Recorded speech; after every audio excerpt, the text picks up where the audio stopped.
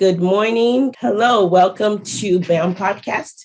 I'm your host, Funkela Dele, and today I have a wonderful guest here that, I've just been watching online and, getting to know more about her business. And finally, I get to have her in front of me.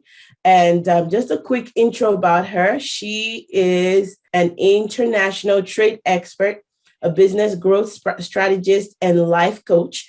Her name is Toyin Umesiri. She is a global influencer and the CEO of Nazaru Incorporation or Nazaru Company. She's the founder of the acclaimed Trade with Africa Business Summit.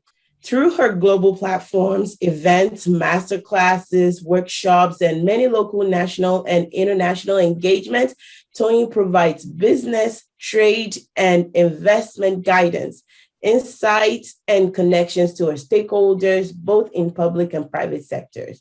And as a life and business coach, she has a business coaching platform also where she helps entrepreneurs and business owners to achieve global transformation. So she's an all-round, well-rounded businesswoman, international trader, and expert, and just given to also helping other people who are interested in that field. So I'm just kind of really excited. I'm honored to have her on today. Ms. Toyin, thank you so much for gracing this invitation, for honoring this invitation. Oh, thank you. Thank you so much for having me. The honor is mine, actually. All right, you are so well. Great. So today, I'm hoping to be inspired by your story. And I know my audience will be inspired by your story at the same time. So I will just kind of guide this conversation just so we get to know you do what you offer and people can know how they can connect with your services in the end. Just to get started, like I mentioned earlier, Beyond Africa Magazine just kind of focuses on shining the light on Africans who are making a difference inside and outside of Africa and using that to inspire other people to maximize their own potentials. And it looks like that's what you're committed to, too, in a different light with your own brand. So tell us about your early life. Tell us about yourself, about you growing up and just where you are now.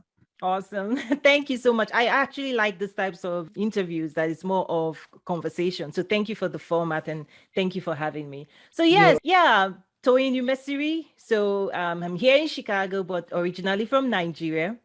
I arrived in the US in 2004 for my graduate program, Masters in Information Systems. I went to Central Michigan University. Before then, I grew up in Africa and I had in Nigeria, specifically.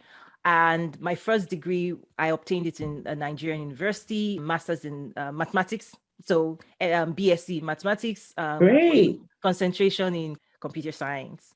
I come from a family of 6 kids. I'm number 5. So I do have, I have a lot of people I look up to, quite That's great. successful.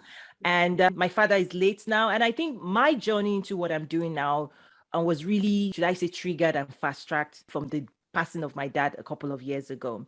But yeah, great upbringing, great experience growing up.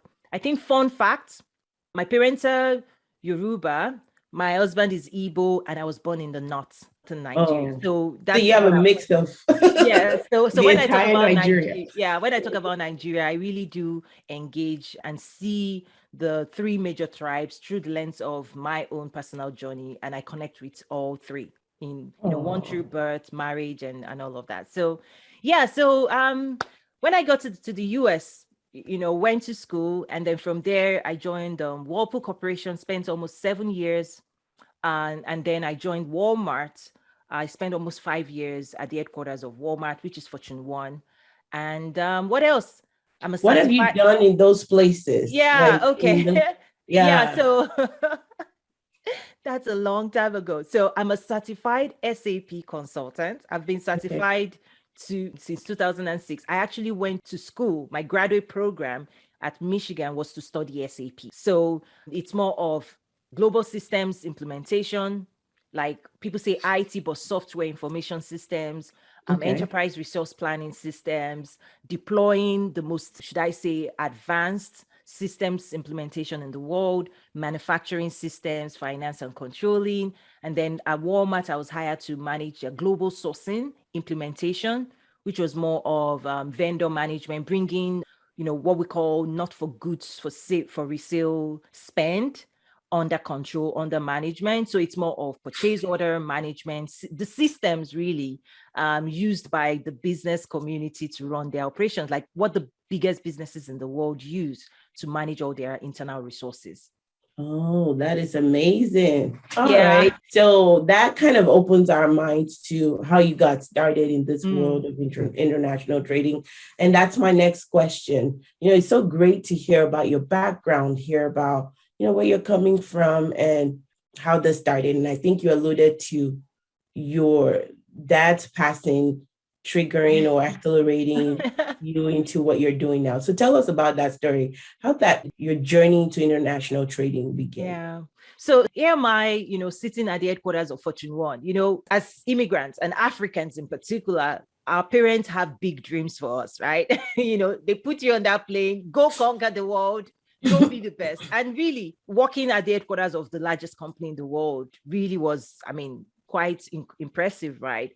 But a few years ago, got that call, had to make that emergency trip. I think the biggest thing for me, though, was before that call, I hadn't been back on the continent in a decade. So 10 years had gone by, right? Ever since I left, I never looked back. I was one of those people, never left, but I stayed connected. I have a global family, stayed connected, so it wasn't like I didn't get disconnected from my heart, but physically, I never went back. So that trip shocked my system in different ways. First, definitely the loss of my dad, but I had the opportunity to write a mini biography about him. So I interviewed my mom, interviewed his co-workers to put all of that together, right? And the first, what happened through that process, because it also helped me to process his passing faster, because I had to write for the ceremony and all of those things. So it was more of a celebration of his life. And through that, I saw him through a new light, which was more about his greatness, right? Before his passing, he was my dad. We're daddy's baby girl and all of that. We don't see, we study success, we don't see our parents through that lens. But because I had to write about him, it really allowed me to see beyond his role as my dad. So his professional journey, his contribution towards his community, right? What people had to say, his philanthropy, his role. For me, that was like success in the sense of he rose through the rank. He got to the top of his professional background. He was a certified accountant, and he was the boss for federal university and then private university. So he rose through the ranks to the highest level of his profession. So he was very successful as a professional man. But a lot of times we hear about people that are successful professionally, but not in other areas of life, because that's one thing that is important to me. So my father actually lived out true success. Like, he was connected to his community. His community really celebrated him in terms of, even when he passed, what his church was saying, like, this man had passing left a huge gap in the church, right? Like, there's nobody we can see that will fill that gap. Just that, 360 professional, then his family, right? Like, he was a family man. He was there. He was present. He was committed. Like, he was a friend, not just a father, he was a friend. So we had that art connection, and we all shared stories about each child had a unique story about him and a different experience of him. And just us talking about him, we laughed, we cried, that was so for me, I walked away with, wow, that man, that's how you should finish, really, at the end of the day. Like, your family celebrating you, your community missing you, and your work professionally telling the story of success. So that then led me to look in the mirror and say, Toyin, are you on that path? Right? Right? Are you on that path to finish that way? And I was like, no. That was the look in the mirror. I was like, what do you need to do to fix, right? Because before then, it's like, chase the American dream, the bigger house, the next promotion, and I'm good with corporate politics. I'm good. I'm good on knocking on doors. You can And play that. I will play it to the end for you. But I realized I was playing it only for myself. So that was it. Wow. So it looks like you had a transforming moment there, right? Absolutely. Almost like the passion of your dad. Challenge your own status quo, challenge your own life, and what are you doing Like to you it? have more, like you can contribute more to life. Like, Yes. And so many things was awakened within me because it went back to my childhood. And I even told myself, like, I had more responsibility. I was more responsible in high school than I was in corporate. What I mean by that was I was the head girl of my high school, right? Mm-hmm. So, and my university, I was a public relations officer. So I took on more community type responsibility, like looking out for other people, right? Like as the head girl in a boarding school in the middle of nowhere, Ondo State, right? I had to carry the responsibility of the school, right? And here was I in corporate. Years later, I was like, no, I'm not. What am I doing? I'm just clocking in and whipping those. I mean, I was doing really great, but something was triggered in me. Like God has invested more in you. And if all you're using that for is for your own advancement, there's more. That's not that you can contribute more, pretty much. Yes, I agree with you. And you know what? You bring up a good point. And really, I think a lot of us find ourselves in that rat race of we're just like out in this world. It's a dog eat dog world. You have to go for yourself, find your own success, be comfortable, make it in life. And it almost becomes like a competition world. Like, let's go figure ourselves out. And in the midst of that, we start losing some essence of life unless we start gathering ourselves back together and pulling ourselves. And sometimes it takes some life changing moments for us to say, what have you been doing? Yes, you're okay. Yes, you're comfortable, but is this what you're here for? And this is another passion of mine. My passion is challenging what you are right now, where you are, like until you start living for others to some extent and looking beyond yourself. Like you don't start living enough. And that's great to hear about your dad. And so I'd like to hear from that moment, what then took you back into, like, how did you start rerouting yourself? Or even maybe your life prior to that could have prepared you for where you're going. And really, we need our experiences. Oh, absolutely. To get to where we're going. Absolutely. God is a master strategist. Yep. Everything you've been through, the places you've been, the skill sets you're acquiring is for an ultimate mission that he has for you. What usually happens is that many people do not awaken to that mission. So they acquire the skills, right? Because in order for us to fulfill the mission, we have to be equipped. So you don't sign up for something you're not equipped for. And God doesn't ask you to do what he hasn't equipped you for. So a lot of times the journey is actually the preparation. But when you don't awaken to the responsibility, you never fulfill the mission. But God has done his part. Okay. So you're absolutely right. So for me, the first step was waking up from the slumber. Yeah. It's almost like the Matrix. You are the hero, right? You are living in a universe created by you. And then you have like, oh, you are the hero. Nobody else. Yep. Okay, tell me more, right? So I wasn't sure what I was going to do, but at least I knew I had to do something different. Like this path that I'm on, something has got to change. So I came back very restless, very emotional, like Toyin, like I was just like radical. And that's me, like even before my dad's passing. In corporate, troublemaker in the sense in terms of transformation, like bringing change, because when you're implementing SAP, okay, one of the things about SAP is you're literally telling people their old way of doing things has to go away. And there's a new systems coming in and they better get with the program. And then you do all this change management to introduce a new systems, a new way of thinking, and a new way of building. So there's a lot of new skills that, right? They used to do certain things in the old system. You're converting the old system. You're giving them a new system that is more sophisticated, more complicated. It changes their life before they could get away with all kinds of things. They could do it in silo. You're saying no. Now everything is integrated. If you touch this, somebody is going to call you because you just changed your world.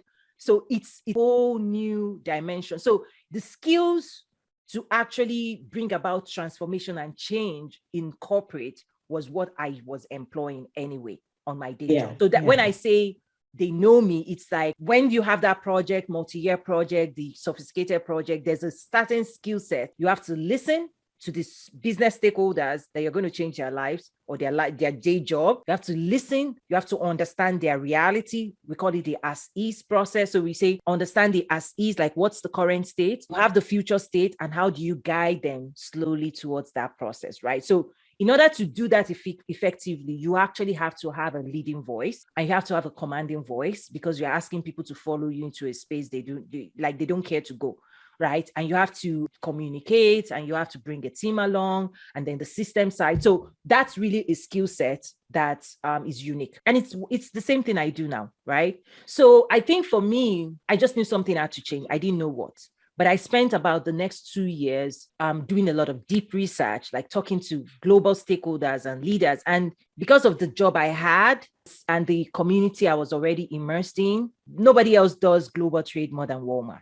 Right? It's a 500 billion annual sales, the buying and selling and all of those things happening around the world. It's really the epicenter of international trade. Many people don't realize it. Like when you go into a Walmart, you see all kinds of SKUs of products coming from all over the world, from the Italian olive oil to Mexican salsa to, fabric apparel coming from Vietnam. It's the world nations of products, but people don't know how those products come in, how they are sourced, how they are distributed. And that's really the behind the scenes. So that's something I was exposed to. Wow. So you just had to research where you were and the opportunities that were there.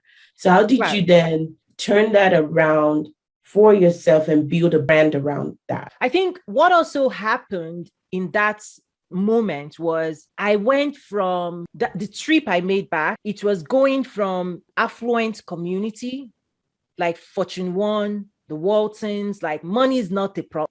That land flows with milk and honey. Right? Like that community, it's an idea, like you can wake up with an idea and that idea will be implemented and sold. So we used to joke that all you had to do was put egg on Walmart shelf and you can retire. Right? Yeah. So the community is very vibrant. It's a commercial epicenter. People are making money. Like it's just about commercialization, that community, right? So going from where money is not a problem, right? And then visiting Africa after 10 years, where in my mind, I thought there had been a lot of significant progress. And here was I seeing youth on the streets. Like I wanted to do a passport take a passport. And when I went into a store, one person said, welcome. Another person took the picture. Another person did this. I was like, how many people does it take to take? Like 5 people. And in my mind, it's like, wow, labor. And usually in production, right, you need people to it's about productivity. How do you create jobs? You have to manufacture something and you need people. That's how they create jobs.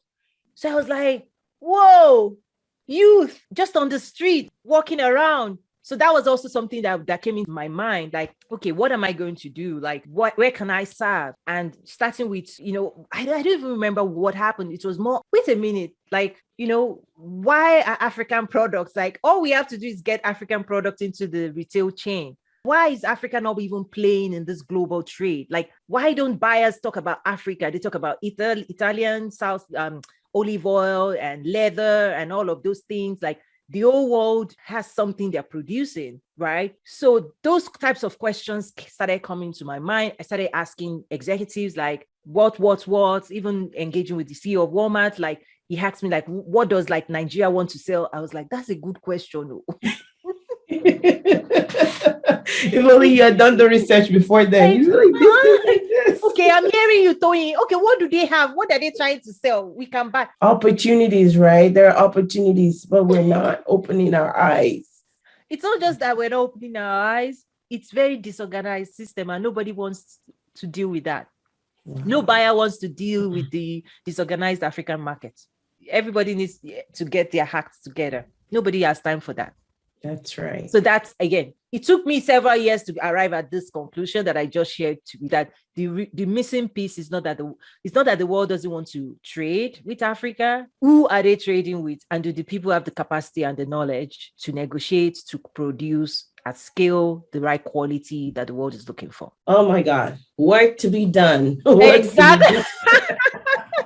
Lots of work to be done. And Exactly. I see you are making a lot of, again, difference in that world, in the sense that I learned that you do have that Trade with African Business Summit, bring world leaders together, executives, even people who are interested in international trade. So I'd like to hear more about that. Can you share more about that with us? It was kind of simple.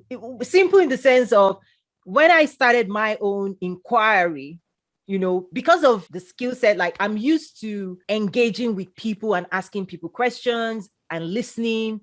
So it was just natural that I started talking to key stakeholders, like, who is doing what with Africa? What has other parts of the world done? How did they solve this, right? So as I started that inquiry, people started making connections, like, talk to this person, talk to this person, talk to this person, like talking to the advisor of President Kagame, talking to a powerful woman that led transformation for Vietnam, talking to executives from Chile, telling me the story of Chile and the Chicago boys and the economic transformation. Like, other parts of the world had to go through the same transformation, economic transformation for themselves. So Africa is not new. Africa is late to the game. China went through the same cycle 40, 50 years ago. They've created more wealth in the last 20, 30 years, right? More millionaires, billionaires have been created under global trade in China than the last 200 years of their existence. So this thing is a game changer, right? China is an ancient land, but more millionaires and billionaires has only been created in the last 30 years of the existence. Why? Because they shifted into this world I'm talking about, right? So what happened was, again, I started engaging with all kinds of people. And this is what I found, that everybody wants the same thing, but they are going about it in different ways through their own matrix. And my conclusion was, I needed to bring all those stakeholders into the same room so that they can start seeing each other, listening to each other, and then hopefully they are moving in the same direction, because they were not. The politics of the game in DC was talking foreign aid. The business community didn't even consider Africa through the lens of, it was like war, famine, disease, let's help Africa. Like, when you say Africa, they're like charity again. I'm like, no. This is about commercial ventures, which was news to them. Okay. So we have to know that Western media has done so much damage to the African narrative that business leaders see Africa not through business, but charity. So that's something we had to fix. Okay. But then in the world of DC, they saw Africa through the lens of diplomacy, security, all of those things. So how do we bridge all that conversation? And how do we transition more people from foreign aid dependency to trade? Because trade is actually what people should be pursuing. Yes. Right? So anyway, so the summit came about like, okay, enough. You guys keep giving me ping pong. Talk to this person, talk to this person. I've gathered enough information. You all need to be in the same room, right? That was where it started. And then I engaged with leaders, corporate executives, like, because it's a business summit. It's a platform to educate business people about commercial opportunities and how to engage with the continent. But it's also supported through policy. Right. But the platform is for business leaders to educate themselves about Africa in light of commerce, not everything else out there. So the design of the platform was asking executives, like, what do you need to see to become a believer? Like, what type of information and resources do you need to be able to access to do more with Africa? And based on what they told me, those were the speakers we brought to the room, right? So my first launch, I had like 50 speakers from World Bank to governments, like I just dragged everybody. Like, that is nice. Yeah, it was like just dragging, like, you've got to be here. And people flew in from all over the world, right? And having the stage to talk about technology, who's doing what. So showcasing who is doing what, also talking about the real stuff, the opportunities, the challenges, the risks. So like economists like the World Bank chief economist on Africa, Dr. Albert, right? Talking about the economic, like I remember Donnie Smith, who's the immediate past CEO of Tyson Foods, which is chicken. So 40 billion chicken business was in the room. That was one of the things he said, Toyin, we need to have an economist in your forum that would tell us the graph, where Africa has been and where it's going, right? So basically it was designed to feed the needs of business executives so that they could then start building their strategy around the continent. So so Trade with Africa Business Summit, we're now in our 5th year. We also now have a digital platform. We actually started building that platform before COVID because people gave me feedback that we travel all over the world. We come here, we meet for 2.5 days. We love the people we're meeting. These are our people. How do we stay connected? Now that we fly back, right? Business cards, all of those things. So it all started like on a WhatsApp group, but I then moved it into a platform. And that platform, we've grown it in the last 2 years, particularly when COVID happened, we moved everything into that platform. So I teach, coach, connect, and do a lot of activities and events on the digital platform now. So that is amazing. So it's now it's the Trade Summit, and then we now have a network, Trade with Africa Network. Oh, wow. That's amazing. So tell me, what came first, Nazaru or the summit? Nazaru came first. Okay. And what does Nazaru do and offer specifically? Right. So let me actually say the name Nazaru was taken from the Bible. It's actually Nazareth. And it's from this, right? It's from this Bible verse where I think it's James, where it's like, come and see the Messiah. And someone said, can anything good come out of Nazareth? Right. Oh, wow. And they said, come and see. So Nazaru came first. Even I registered the name before I even knew what I was going to do. Right. In that research period, I knew this was going to be something. So I registered the name, but it's Nazareth, but the U is my beginning letter of my last name. So the Nazaru was trade. It's like Trade with Africa is the mandate. Nazaru is the company. Trade with Africa is we operate different brands and services. We operate about 4 pillars. I call it 4 pillars of Nazaru's work. So it's events, strategic events. So Trade with Africa Summit is one. We also host the AFCFTA Roundtable. So the African Continental Free Trade Agreement. We host roundtable of the leading experts in that space. I also host Nigeria Investment Conference. The 2nd edition is coming up in December. So I also host, speaker series, conversation with leaders, bringing government stakeholders. So events is a key part of our pillar. Why? We create immersive experiences for people to experience intellectual knowledge and to dig deeper. Because I tell people, like, you can't build international trade business based on headline, meaning what you're reading in the newspaper. Most of those things are propaganda. And that's fine, but you can't build your strategy. You actually have to dig deeper into strategic insights. And that's what the event is about. We bring people that will share that kind of knowledge base that you cannot find anywhere else, right? Wow. So events. And then, the event, to your question, Trade with Africa is actually the mission, the mandate. It's not a company, it's a brand. And the power of it is the idea that everybody that cares about that is welcome to the platform, right? So Trade with Africa is bigger than us. It's bigger than Nazaru. It's for everybody that cares about that. But Nazaru gets to spearhead and lead those who care about that mission. So that's when you come to trade, the way people experience Trade with Africa, they're coming to it because the platform helps them advance their own goals. They're not coming to see my face, no matter how big. The way it's designed, the way the platform is designed, Trade with Africa, it's mission focused, mission driven, and it's a unifying platform for everybody that wants to advance Trade with Africa. That's the strategy, is that it's the meaningful work that we do on behalf of the community that wants to move forward with Trade with Africa.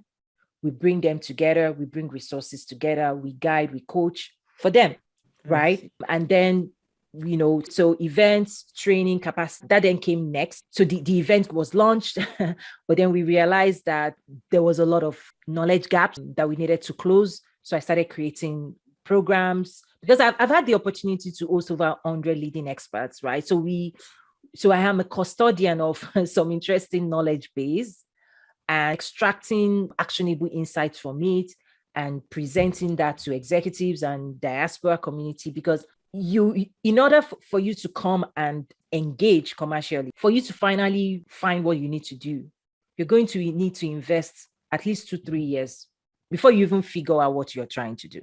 I know that. But what we've now done is, how do we fast track that process for people?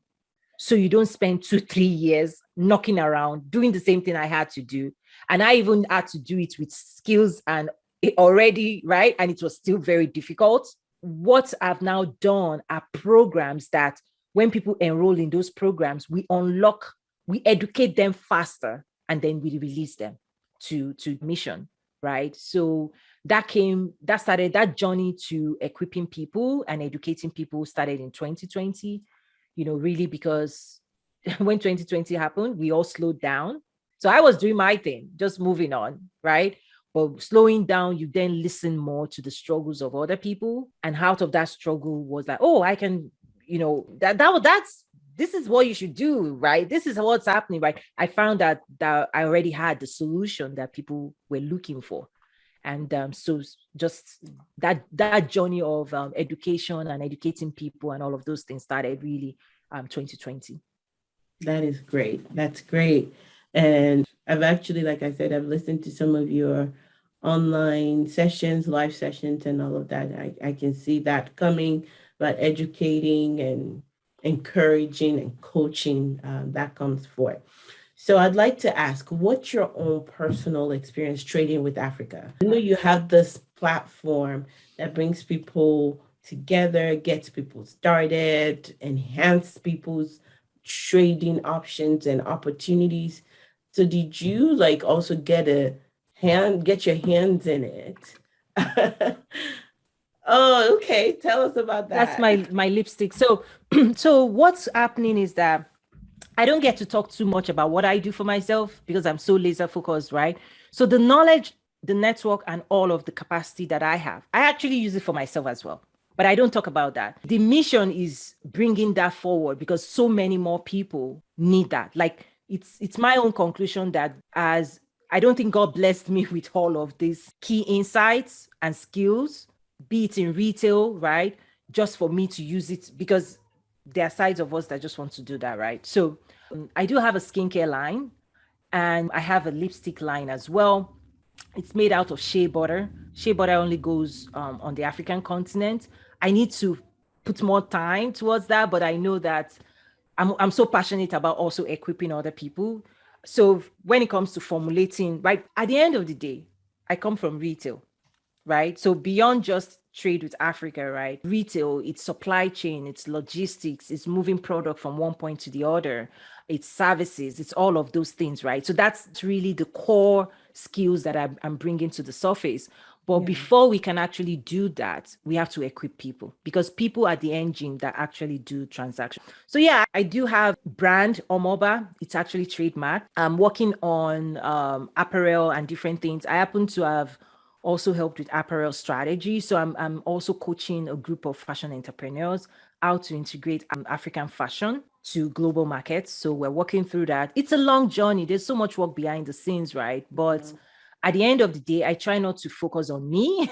The work goes on anyway, but Nazaru is about you. It's about you also need to move forward in that space. And so I write, I coach. So for example, when people are starting at the beginning, I have an article I wrote like 5 businesses you can launch around trade with Africa, right? Exporting, importing, right?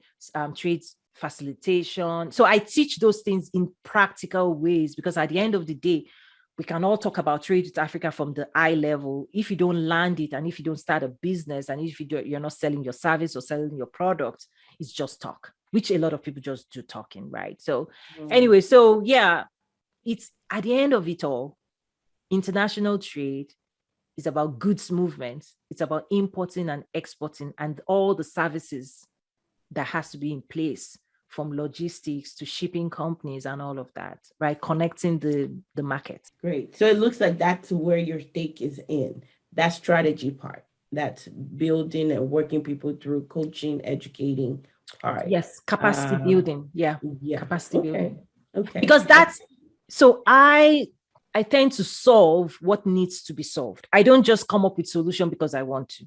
So all of these solutions and programs and courses and coaching that I've developed came out of the need we're seeing that people have. So I didn't just say, oh, I want to, no. I didn't even know I was going to be a coach. It came out of listening, people telling me what they're trying to do or what they know they should be doing. And the struggles of having tried several things and, right, not finding the solution, right? And getting close to that dynamic, realizing that, whoa, we actually have to immerse people in education before they can be successful. So it's like when people say, I want to become a doctor, right? It's easy for us to say we want to become a doctor. But for you to become a doctor, how many years do you have to invest in acquiring the knowledge base that will allow you to be effective and be a successful doctor? Yeah. So what I'm seeing is that people say they wake up, entrepreneurship is only where we wake up and the next day we are an entrepreneur. We don't understand that we actually have to acquire a knowledge and a mindset, and it may take time to learn all of those things for us to be a successful entrepreneur. The same thing is true in international trade. We can wake up and say we want to engage, fantastic, but just like a doctor, you actually have to approach it as a student. You have to learn what it takes to be successful first before you can be successful in it. And that's one of the messages I've been delivering to the community. Like, let's approach it as a student. Like, the world has been in this space ahead of a lot of Africans. If you've never done it before, then learn from those who have done it. It's a key message that I have to keep encouraging people. Like, we have to learn like the other thing I try to say is there's a knowledge gap, and people have to admit that they don't embody that knowledge gap. Until they admit it, they think it's easy. Right? I'm laughing because it could be an African thing too. We get so you know what I'm about to say, right? Tell me. So confident. Like we feel like we know some things, and sometimes you just do surface learning research, or not even deep research, because you have this idea, you have this thought, you want to jump into it, or you've seen that people are doing it. Like, we need to really, yes, we go to school, we get educated, but when it comes to these other things that we want to get into, we have to really invest time in learning, not just when you have the money, not just the connection, and this is where I apply empathy. We have all heard about the horror stories, right? Of people trying this and that. And in my mind, I think a good 50% of those horror stories could have been eliminated if people applied what I just said. If they approached it as a student, not as a master, right? Because when you approach something as a master, you're coming as if you know it. And when the market starts telling you, no, you can't ship that. No, we're going to reject it. No, you've not followed the process. No, US standards is different from Nigerian standard. No, you've not followed our process. Like, go back home and go and do the work, right? Mm-hmm. There's so much resources that has been thrown at this thing and wasted down the drain. Why? Because somewhere in the back of people, they assumed it was easy. They assumed that they already had the knowledge base, that it was just ABCD. And that's why I teach, like, one of the things I say is there are 3 markets you should be aware of: your local market, your regional market, and the global market, right? Your local market in Ghana, you know where to go and buy ABC. The day you decide you want to leave your local market to another market you've never been, that's the day you need to humble yourself, right? That's the day you need to, like, you want to go for Nigeria and start selling in America. Come on. Behave yourself. Behave yourself. Like, where are you coming? With what? With that? Yeah. Ooh. Come on. I like the strategy part, and I see where you come in with strategy, because you have to use different strategy for different market, for a different set of people too, if you're trying to expand your audience or your targeted audience of customers. You have to make sure you know what I say in the language. You know what I say? International trade is not muscle, it's intellectual rigor. It's all about your intellectual capacity. That's how people win. And that's why Africa is at the base of the pyramid. Wow. Is because you think you can muscle your way. No, it's intellectual. It's knowledge. People are leading the world and ruling the world with the knowledge they have. It's like you want to go into stock market. Really? If you don't know how that world works, they will eat you for lunch. right? Say they get Yeah, chop your they money. chop you for lunch. Like, okay, another example, you want to go into real estate, you want to sell real estate in America, right? You first have to invest in acquiring the knowledge of what the industry is about, right?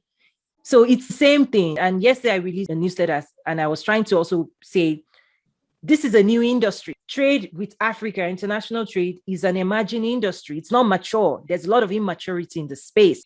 So people have to come at it. And just like if you're going to any industry, you want to become a dentist, you want to become a lawyer, you can't wake up and say, I want to become a lawyer without going to embody. You have to embody that knowledge. You have to immerse the knowledge so that you can perform as a lawyer. So if you want to go into international trade, you have to embody the international trade knowledge of what's happening so you can perform. So you can't perform if you don't know what's going on and if you've not educated yourself. So that's the key. That's the gap. That's the missing link, is that we know what we want. We want to become a doctor. We want to do this. We want to buy, we want to sell. But the how do you do it effectively is the question people should be asking. That is a great point. Thank you so much for sharing that. And I want to be cognizant of time. But, I think we've talked about the knowledge base, the challenges, the gap. And I would like to ask you, in this world of international trading, so this might be like a quick crash course in just less than 5 minutes. If I am a person that's just interested in this world of international trading, I have no idea, but I just have a passion for it. Tell me, what do I need to do? Okay, that's a good one. Everything first, I guess. But okay. The way I'll answer it is the way we've designed our programs, right? The first thing is you need to embody the mindset of an entrepreneur. That's the first thing. So at the base, we have 3 levels we take people through. Why? Because when I used to talk about international trade, right? Trade with Africa. I quickly realized that I was asking people to run, that they did not know how to crawl. And international trade is actually built on fundamental entrepreneurship structures. And a lot of times people are coming into the space of international trade with whether it's NGO mindset or a foreign aid mindset. No, foreign trade at the base of it is about commercial venture. So the first thing is to build the right foundation, entrepreneurship foundation. So I teach entrepreneurship. Your customers, your clients, your business model, your marketing plan, because you have to market products. Like if you're bringing a product from, say, Ghana or Nigeria to Canada or US, and you think you can just throw that thing into a new market and walk away. No, right? So what I was finding is that at the root of all of these things, we want to make sure people understand entrepreneurship, right? You're buying a product, you're selling a product, you're selling your services, you're serving the people, the customer mindset, the customer service mindset. You're going to market, you're going to brand, you're going to distribute. First of all, learn entrepreneurship. That's the first thing. The second thing we now take people through is what we call export development, right? Because you're leaving your market, your local market, to another market. So you're exporting a product or service, or you're a service provider. You might be the exporter, you might be the importer, or you can be a facilitator, a consultant, helping different stakeholders to navigate the landscape. But at the end of the day, you need to understand the export process. We see a lot of people involved in activities around exports, but they are not building an export business. 2 different things. So that's why business acumen at the base.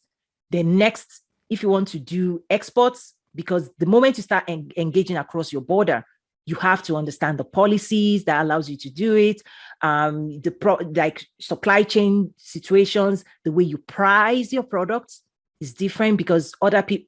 So I teach all of the nuances there. And then the third level, which is the most advanced, is what I call trade and investment facilitator, and it's for government and business stakeholders. What it means is really, as you're engaging in exports, the second level, you're going to start bumping into government policies.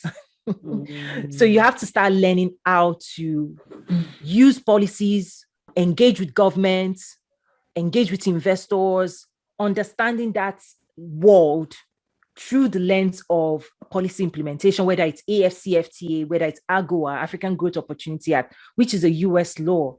that has been on the books for 21 years that allows you to import, right, over 6,000 products from sub-Saharan African countries in good standing, free of duty, that is no taxes. The US government will not tax you, and you can bring without quota, you can bring as many of it as possible. So it's a government, so because you cannot just ship a product without using, you have to import it with a policy. If you don't quote AGOA, you're going to pay tariff. You're going to pay tax on importation tax. But AGOA, okay, this is where knowledge is important. If you don't know it, you don't know it. If you know it, you know it. You're blowing my mind already.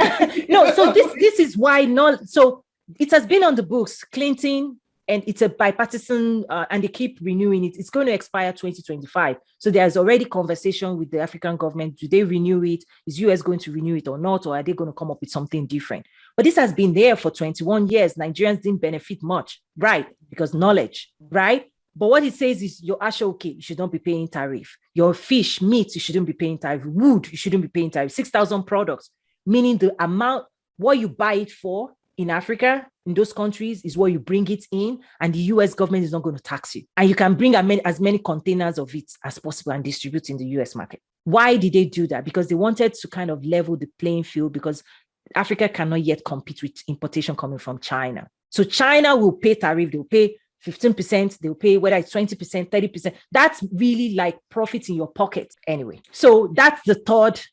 So entrepreneurship, you have to go to school. Because so that when you come into our space, you're not coming in with, oh, somebody's charity, help me, oh, I need money, check that thing at the door. Because that stuff is destructive, very, very destructive. Because the moment you come into a negotiating space without mindset, you've lost. You can't negotiate. You're not in a place to negotiate anything because you're already charity. You're already, like, you don't have leverage. So coming into a transactional room, you have to come in with your value proposition. I'm bringing something of value and I want something of value in return. You're equal, right? But the moment you come in with the old mindset of help Africa, it corrupts the conversation. It completely corrupts the conversation because you're asking for help and nobody's helping you in this room. We're all here for ourselves. Come play, I come play. You win if you want to win. Wow, that is great knowledge. Thank you for sharing that. I know that's worth a lot in your world. So thank you for sharing that with us. And this is also to encourage someone that's listening to know that, hey, there are steps you need to take, and within those different pillars that you just shared, there are many, many steps that also follow. There are homeworks that people have to do. So yes, I give them my listeners to take advantage of your coaching services to learn more. So it looks like you can do like a mini business school for people. Oh yeah, I do. I've launched an academy actually. And I teach at business schools too. So because we have to find the full-time job now for me, at least for the next maybe a year, 18 months, I don't know. The full-time job I have is education, because through the journey of the couple of years, I've realized that this is the biggest gap that we have. Lack of knowledge. Lack of knowledge.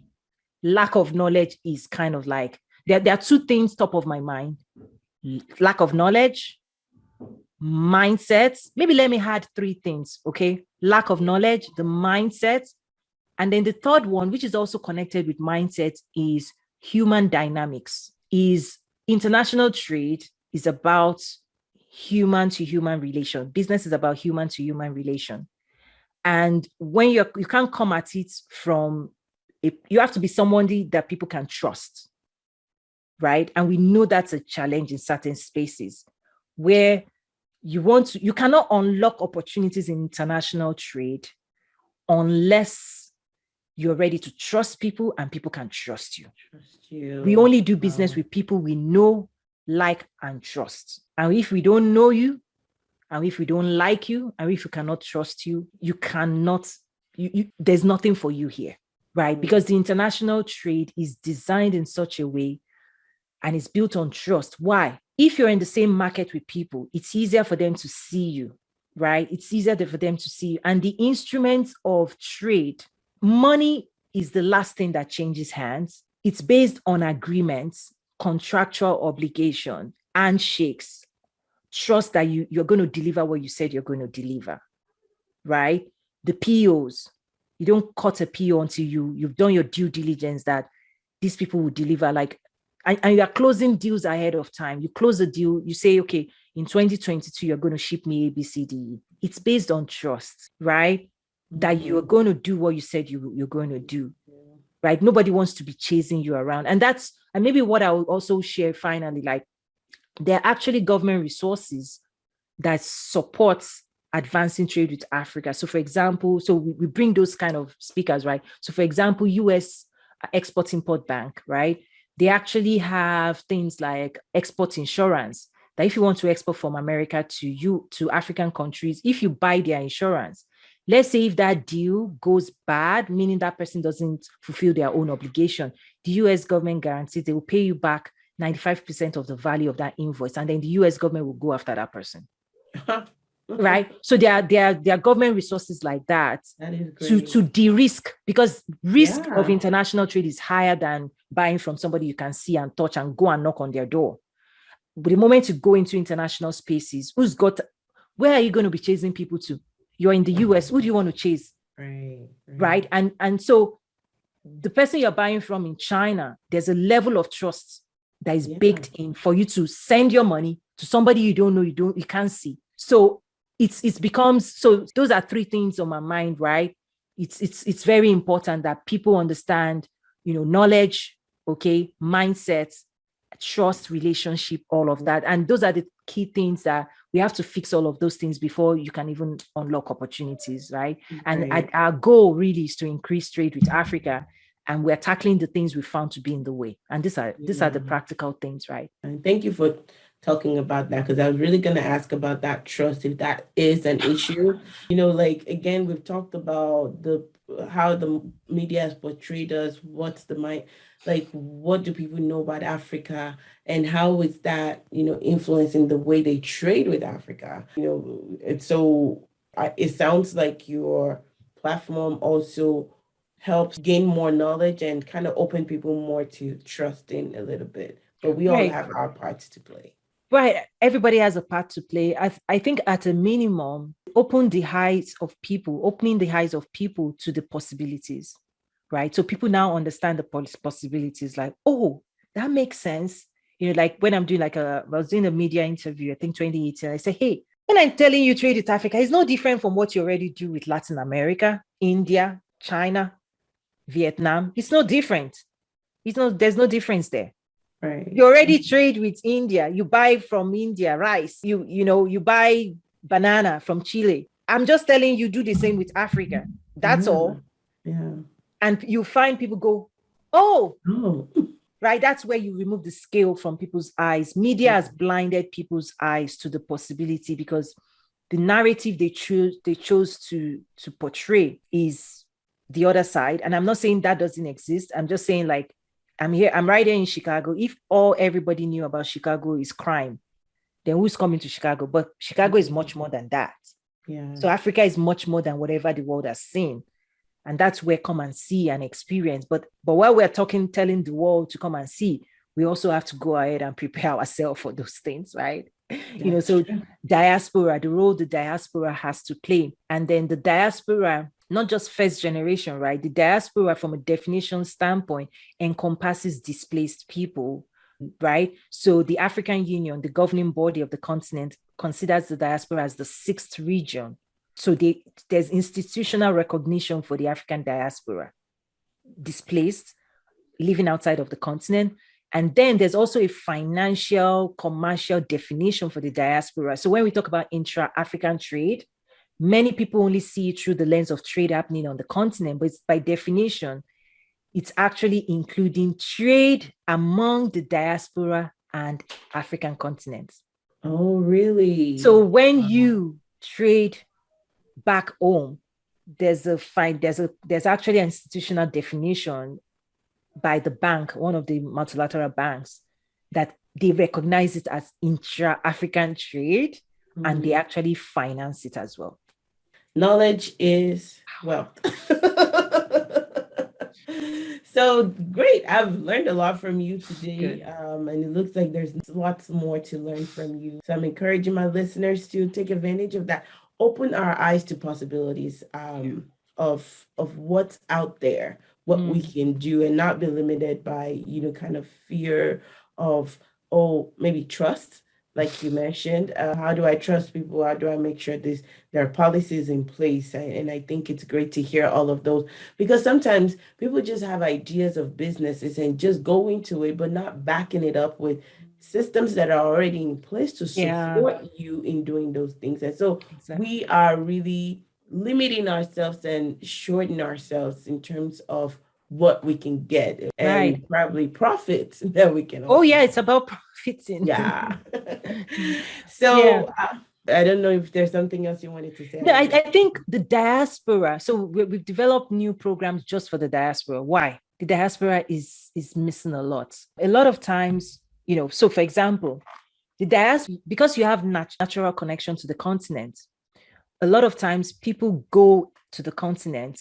by themselves, using their own relationships. But one thing I say is time out. If you are a diaspora and you're a US citizen, there are so much resources that your tax paying, provides for you.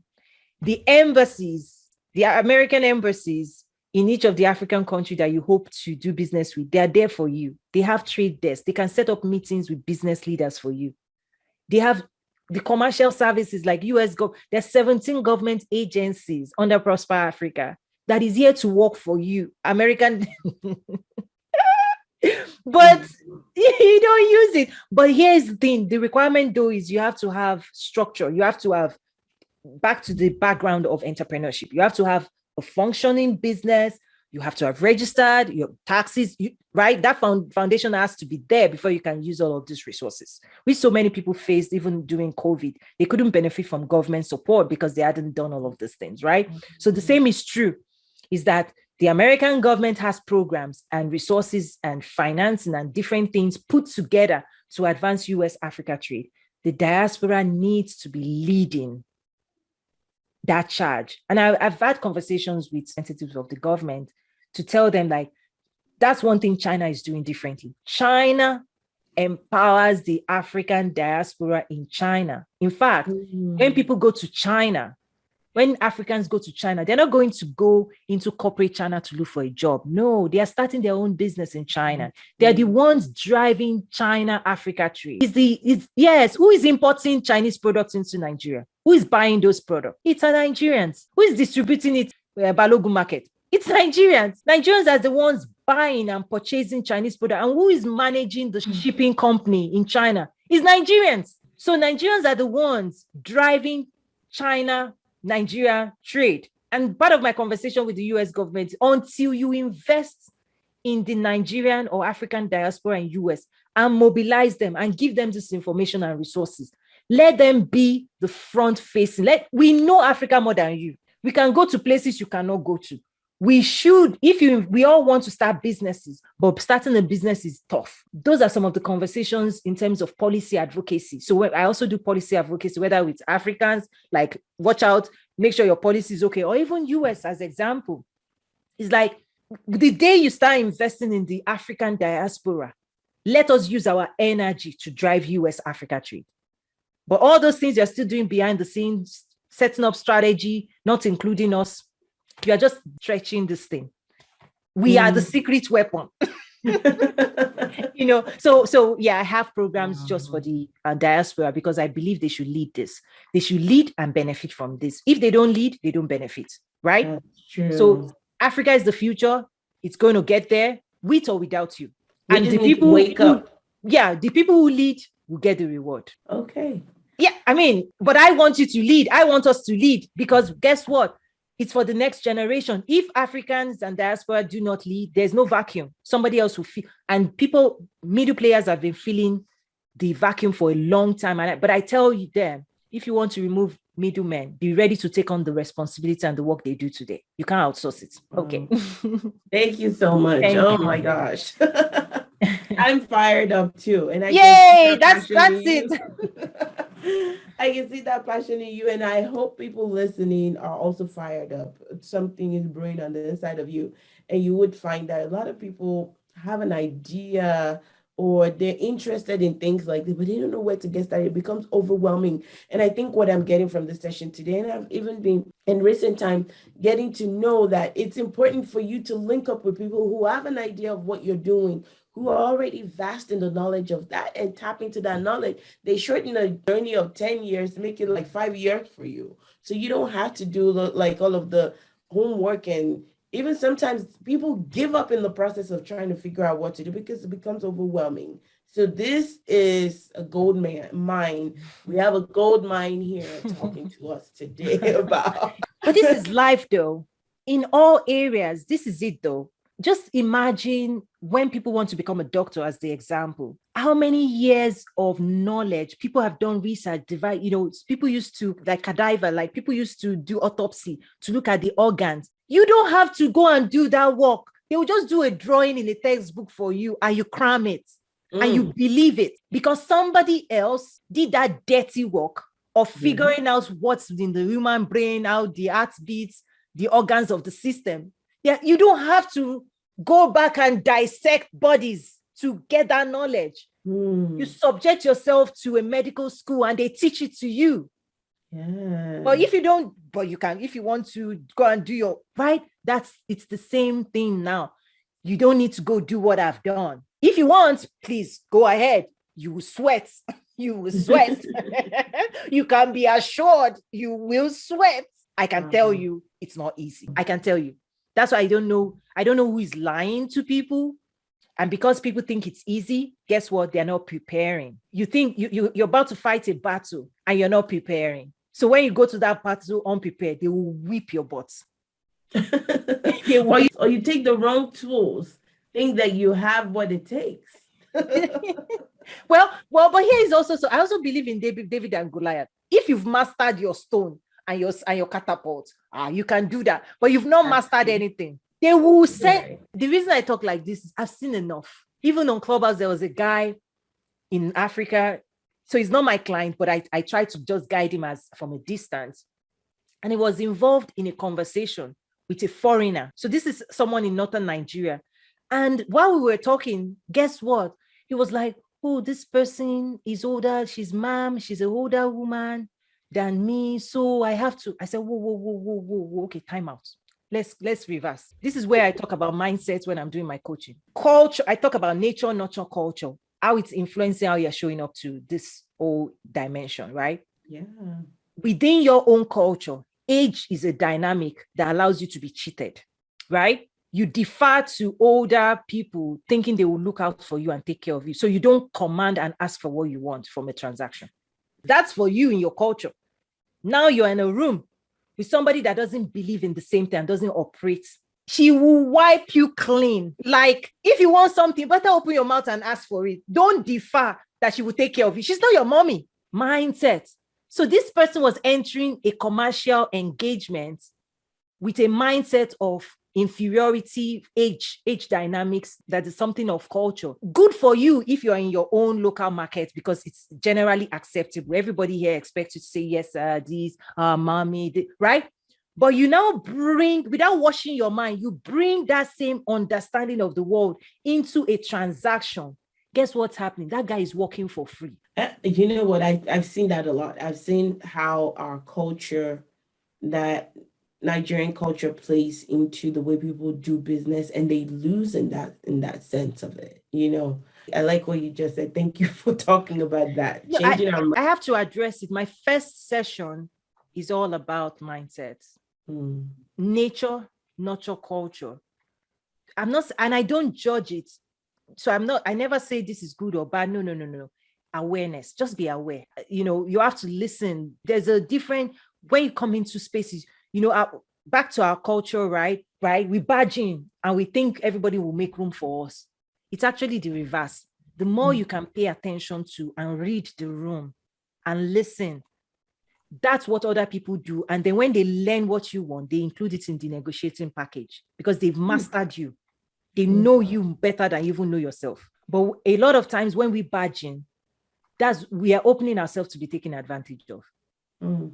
So anyway, those are just, you see what I'm saying? There's just there are soft skills, there are hardcore skills, there are all kinds of things play out, particularly for people. And that's why it's not for everybody, right? And there's a lot of leadership that comes into play, is that it's like the Olympics, right?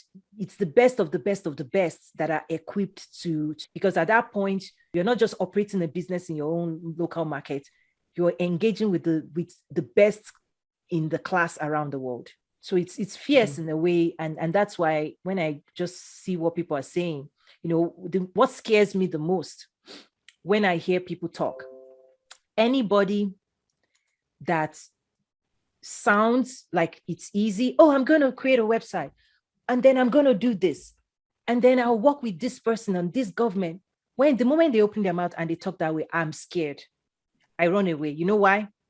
It shows me that the person does not have any experience, because experience teaches us to know that we don't know what we don't know, and we are more cautious with our words, because at that point, if you've been an entrepreneur for several years, you know that even if you want to create a website, you still have to, you still, right? So that's one of my telltale signs. Like anybody that says, I'm doing this and make it sound easy, you know that person has never tried anything, period. That's one of the secrets. Like, I just know that, like our education, right? We never saw a computer, but we know how to talk about computers. And that's one of the things for people to watch out for. Just because people sound like, I know CPU, input, output. Theoretically. That's what our education told us. Be audacious. Be audacious about something you've never touched and seen. It doesn't work here. It doesn't work. So we try to muscle. That's what I call muscling, which is part of the educational challenges that eventually we have to change, right? Is that you can sound fantastic, but you pop that balloon, nothing. Yeah. Watch out for that. I've seen those things, like it doesn't hold water. Show us the experience. What have you done before? In fact, most buyers want to see your track record, right? They're going to audit you. So just sounding plausible and sounding this doesn't move anybody. Tell us more, right? So anyway. Thank you so much. Thank you so much. That's a lot of knowledge you've shared with us today. I'm hearing about knowledge again. It's about learning, experience, building experience as you're learning, build experience, and also, come to the table ready to play. You're not there that's like, you have to prepare for that table. When you're there, you better be ready. That's what I'm hearing, so that you make sure you're playing right, and then playing to be able to win, not to your own disadvantage. So I'd like to ask this question from your story, where you are right now. And I know you're still on the path, you're still on the journey. Things are unfolding because you're finding opportunities, you're creating even more opportunities as you're going for yourself and for other people. What is your definition of success? Oh, wow. Okay, let me put it this way. For me, entrepreneurship is a lifestyle, and I'm living the life I love on my own terms, and I'm willing to work hard for it, which I am, and I wouldn't have it any other way. Like, this for me feels powerful. This for me feels very normal. Find yourself in a space that you were made for, and you're enjoying it and adding impact. For me, that's success. And out of that would be rewards that come with that, right? So yesterday I was putting some strategy together, and it's around, because I know the journey of entrepreneurship so well, and because I teach it, part of the mistakes people make in starting, many people make, not everybody, but people make, is that thinking about the money as the end goal, like the pot of gold that is promised at the end of the rainbow, and not realizing that it actually starts with serving a group of people and bringing your product or service in such a way, packaging it in such a way that people are ready to pay you for it. until they're ready to pay you. And this is where there's a testing, right? That's the business model design I talked about in engineering, is that commerce and business and entrepreneurship is about creating a product that people want or people are willing to pay for, engineering that, and then when you find that sweet spot, then scaling it. That's how wealth is created. But a lot of times people come in with the money, not realizing that where's the money? The money is in the hands of the people. So until you serve the people, you don't get the money, right? So that's why I said entrepreneurship is, people get it all mixed up, right? Mm-hmm. People think money would just, like the way people, think about the people that have made money. Microsoft, Amazon, Elon Musk, they use all their capacity to do what? To solve something. The money is the outcome. Like people think, I want to build a business. It's not all about the money. It's not. The money is the outcome, is the fruit of you planting a seed, watering that seed, making sure that seed bears fruit that people will come and pay you for, and then, and then you exchange. And sometimes people make mistake. They water, they plant, but they don't know how to sell. So that's why even skills of selling, if you have something of value, skill. So anyway, your question was simple. My simple answer is success is when I can live the life I want to live on my own terms. That's it for me. Live the life you want to live on your own terms. Do what you want to do the way you want it, and getting the results that you hope to get the way you envisioned it. It sounds like. And making sure, remember, before we started this recording, is be clear the desired outcomes up front. Yeah. Be clear so that you know what you're working for. Mm-hmm. And part of what I'm working for is the lifestyle. Because the reason lifestyle is so important to me is because all of these things can consume you. I protect my calendar. I have designed my programs in such a way that the way when I do coaching, I give myself, I invest, say I do 8 weeks coaching program. I invest that time, and coming out of it, I'm like, don't disturb me again. Like, you see what I'm saying? Yeah. And then the other thing I've done is I've created courses that people can buy and access on their own, on their bed. So the reason I designed it that way is because I have so many other things I want to do with my life. Mm-hmm. You understand? That's why I call it a lifestyle. Yeah. I want to write books. I want to do things. So for me, I have to enjoy, so your problem is not my problem, but follow the program. We have programs, join the membership. You can, join the membership, access the courses. And if you want more intense time with me, I'll be available from this time to this time.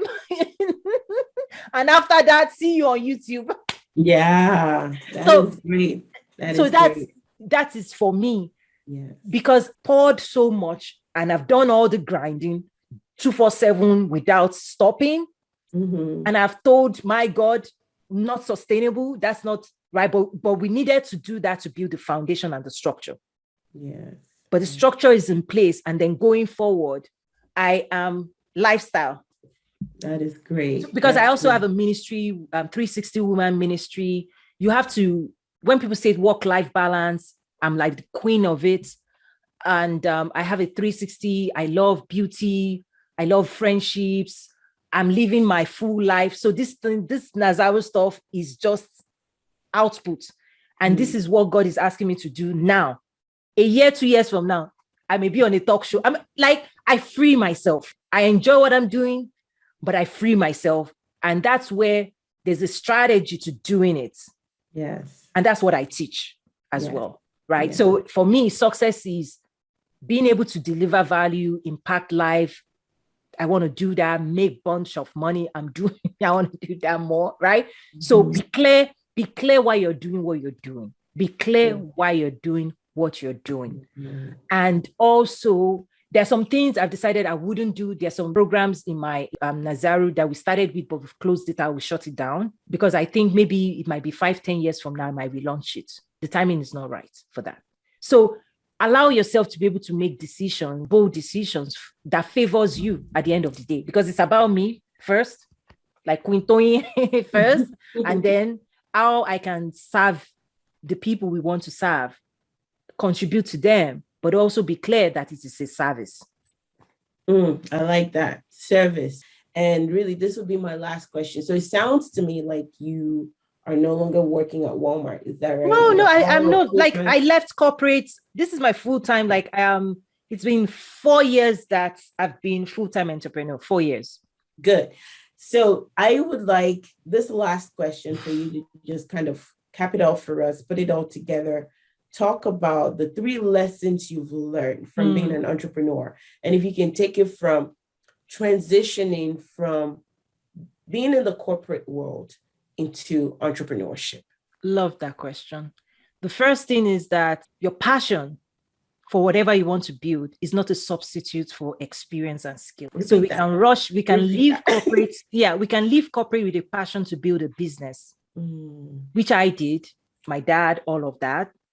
But quickly, what took me into learning entrepreneurship and being able to teach it now is quickly I realized that, this passion is not what is being, you have to be commercially viable. You have to be sustainable to keep this engine going. And I'm not enough for profit, right? So I had to start building services and products and courses. I had to start learning. I have books on entrepreneurship. I had to start on this because I'm a systems person.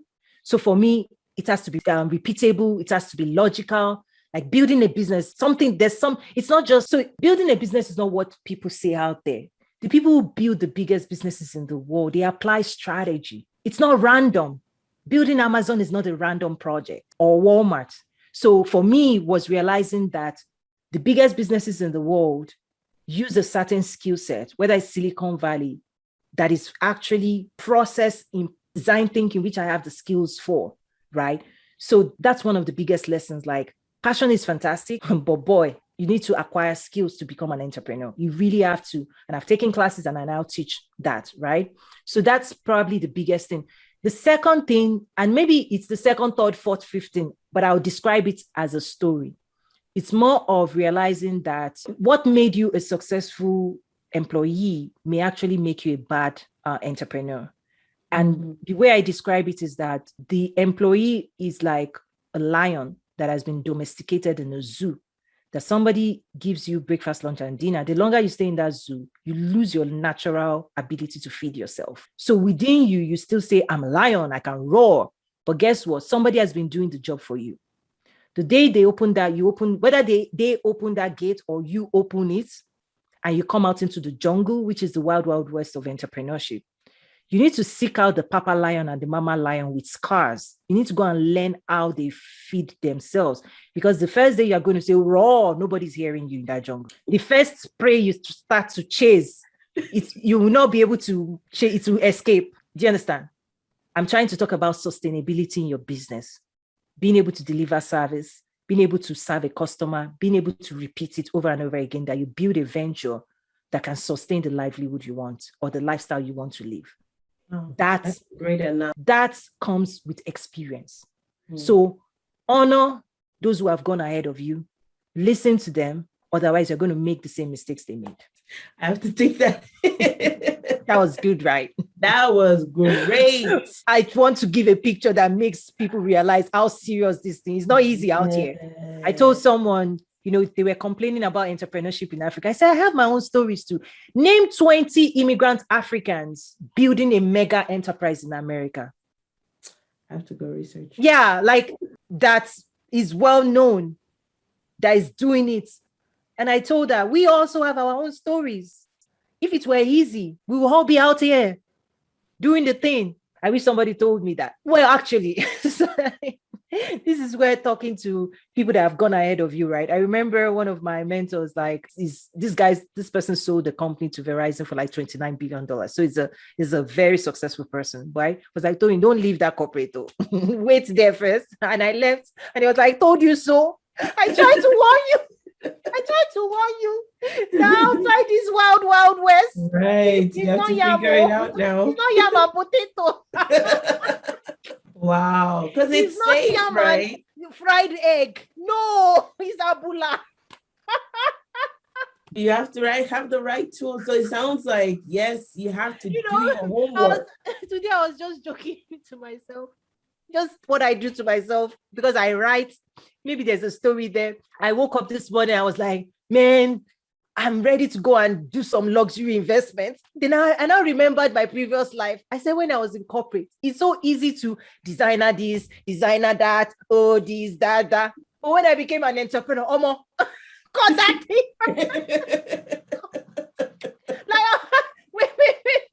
Let's figure this thing out first. Let's calculate. This money is not free money. It's not free money. Yes. So that was another thing, right? Is this, oh yeah, we suit this. When you become an entrepreneur, go lean. I used to have like cleaners every 2 weeks. They come as a crew. Pyong. My house would be like, Oma, I will clean. Myself. See, I will clean this. I'm not paying $500. So, but now I woke up this morning. I was like, you know what? It's time to invest. I don't work now. So anyway, that's just funny stuff. Yes. I mean, thank you for sharing that. Thank you for sharing that. I have come to learn that, earlier days of entrepreneurship, like when you jump into it, you're going to sacrifice a lot. Oh, yeah. Yeah, you're going to. But it's for a future, right? And what I'm hearing, what I'm seeing people are not ready for that sacrifice. Like someone called me this morning. I was asking me wanted to feature me, blah, blah, blah. And I said, the people you're talking about, they want to eat crumbs for the surface. You can't, nothing, the diamond, gold, God hides it somewhere. You must want it bad. You must want it. It's like Bible talks about somebody found a treasure, buried it back, sold all they had, and then bought the land. That's entrepreneurship. You will sell that old stuff. You have to give something off. You have to. Why? You cannot give it off if your perceived value of what's ahead of you looks smaller than what you have. But when you can see that the future is greater than your present, you will be able to better live that thing and chase your future. You understand? God has a way of dealing. I don't think God is a master. He doesn't give things just like surface, right? You must want it bad. You must want that greatness bad. And there is a price. The most successful people in the world, they pay a heavy price. And until you're ready to pay that price, sorry, it's not for you. I think this is a great point to close on. There's a price to pay for success. And greatness. It's not, like you said, it's not yam and potato. It's not yam and potato. It takes huge sacrifices. There's a price to pay. Thank you so much. Thank you. And when you do it all, then you command value. Yes. So now I can command value because there's something also God wants to kick in our spirits.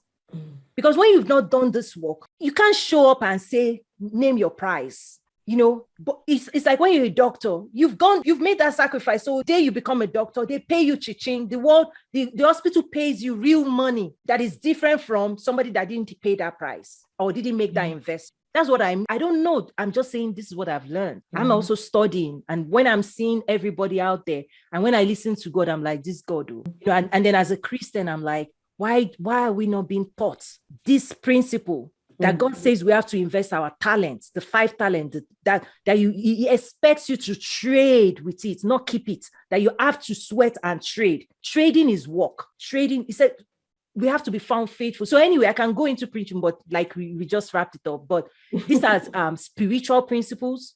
These are success principles. These are life principles. And if we fail at it, we fail at life. And God will help us, right? So anyway.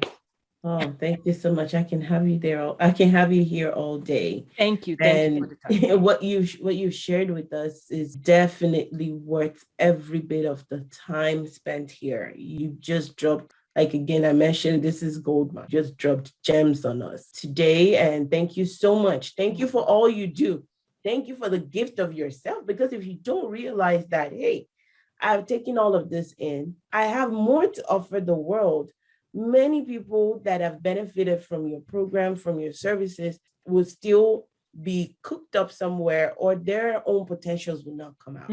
And this is one other part of me that this is part of, again, things that I'm passionate about.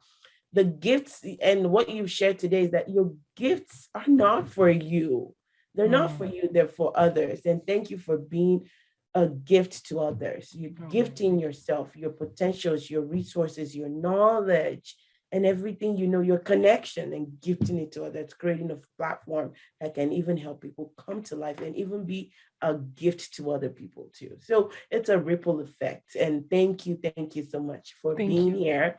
Thank you for being a guest on BAM Podcast.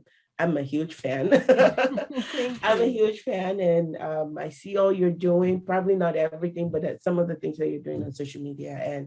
And thank you again. I appreciate you, and I want to thank the BAM's listeners for listening today. Again, these sessions they're not for you to just listen or hear the story of Toyin Umesiri. This is about bringing your own story to life. This is about what you want to do. What are you here for? What are you on earth to do? What are you doing right now? Are you scratching the surface? Are you close to getting there? Or do you need to wake up? Like Miss Toyin said during our session today, she had to like wake up, even though she had been in the corporate America, she's successful in by the definition of the world, but it looks like she has a greater purpose. And you have to get to that point where you're looking in the mirror and you're asking yourself, are you living? Are you true? Are you just getting by for yourself? Or are you truly living and walking in your purpose? And if you're not there yet, you need to wake up. So thank you so much for listening today. Thank you, Ms. Toyin. Thank you. I want you to share with us how people can connect with you. Because that's a huge part of this. Yeah, I'm on social media. I'm very active on LinkedIn, Instagram now. But my website is toyinumesiri.com, and that's one point place to learn about what I do. Yeah. And it then branches off to other areas like the company Nazaru or the Trade with Africa Summit. And that's where you can see everything we have going on, toyinumesiri.com. So thank you so much. Such an honor. You're welcome. And on social media, is it Toyin Umesiri? Yes, I keep my name. It's okay. Toyin Umesiri everywhere. Yeah. Toyin Umesiri. All right. I will have everything in my show notes or in the notes that follow this on YouTube. Also, I would also have this on my website so you can connect with Beyond Africa Magazine. Go on beyondafricamagazine.com. You can connect with us on Instagram at Beyond Africa Magazine, and you can listen to BAM Podcast. Catch up on previous episodes of BAM Podcast. Leave a rating on Apple Podcasts. Listen on your favorite podcast platforms, and also on Facebook, where Beyond Africa Magazine, on Twitter at Beyond Africa Mag. Thank you so much. Share this with your friends, and we want to continue to bring people to this show. This is the first video interview. I hope to do more of this. I love it. And you get to see people and learn about their passion and see their passion, see who they are beyond or behind their voices. You get to see something more than you would do when you're listening. But if you also want to listen on our podcast. Thank you so much. Again, I'm your host, Funke Oladele, and until the next time, catch up on previous episodes. Have a wonderful time.